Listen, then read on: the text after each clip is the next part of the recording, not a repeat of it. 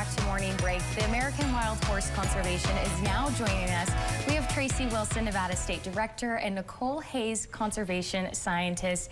And truly, this is a really great learning opportunity here on Morning Break and for our community. So I'm really excited that you guys hopped on the show. So thanks for being here. Thanks for having us. Yeah. So first and foremost, what is the conservation all about? Just give me some background. Yeah, so American Wild Horse Conservation, we're probably the largest wild horse advocacy organization in the country, and we are really focused on conserving wild horses through humane on-range management methods, and as well as conserving the land that they inhabit along with other wildlife.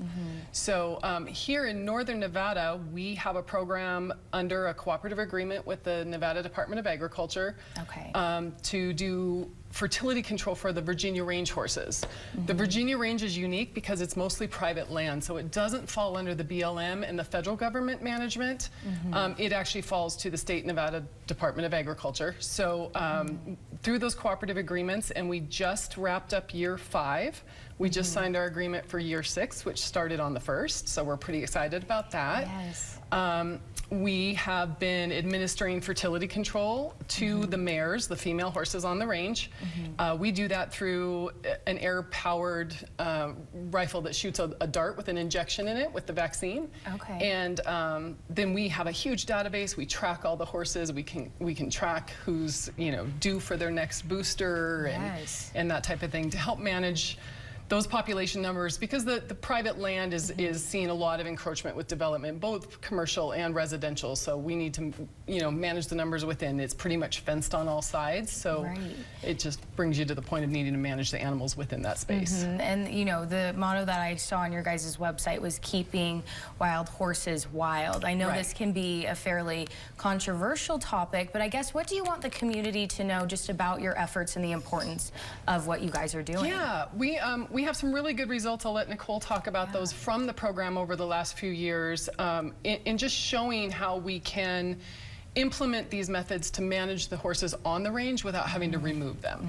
Correct. And if you want to share those details, I know you guys just went to South Africa to present your research findings, and then you also took away some pretty cool facts involving elephants. Yeah. So go ahead and just share that research with us overall. Yeah, so we actually just published our paper on the results. So we published the data from 2019 when the program started through 2022.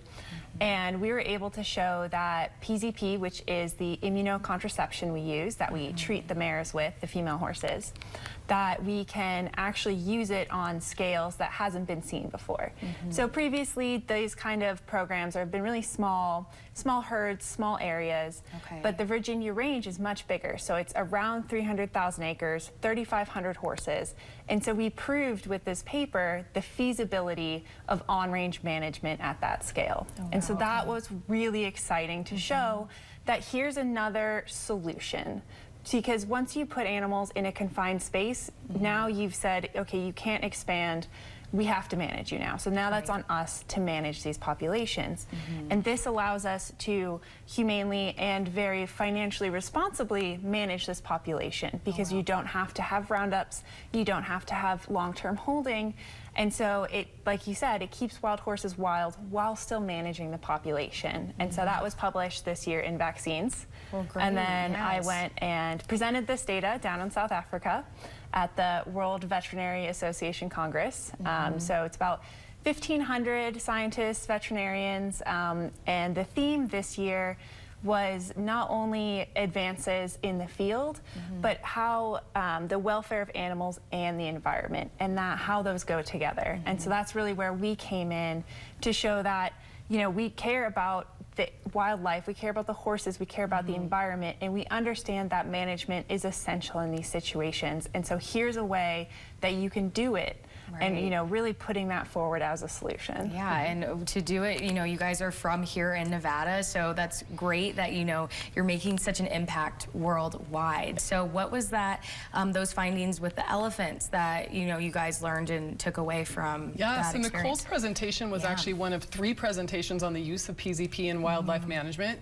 The first one was on using it on elephant herds, especially in areas where, again, the elephants are in a reserve setting. They're behind fences, so again, you've got a population that now you have to manage. And then there was another presentation that actually showed the links between managing elephants and horses with this PZP, and then Nicole. So it was really interesting to see the comparisons and contrasts. I would say that the comparison, the similarities are great. We found so many similarities, not just in the fertility control, but also in conservation, in the issues that we face as humans, as we encroach into wildlife habitat, as we confine animals to a space. It doesn't matter what the species is. We're all dealing with the same questions and issues and finding ways to do that in a humane way. And really, the wild horse has such a rich history here in Nevada. So, I mean, I think Nevada should be proud that we're on this stage at this level talking about how can we do this in a humane way and move forward. And it was really very exciting to just hear how the different species are all really linked in the issues that they face. And connected, well, thank you guys for, going out there finding or continuing to find those answers for our community. I guess if people wanted to, help support the American Wild Horse Conservation, how can they go about doing that? Yeah, you can go to our website, which is AmericanWildHorse.org. We're always looking for volunteers. If you're here in the local area, there's lots of ways to help, so you can reach out to us through the website. There's a lot of information on there. You can sign up for our email list, which will alert you when there's issues to pay attention to, and also of our progress as we move forward, as I said, into year 6 with this.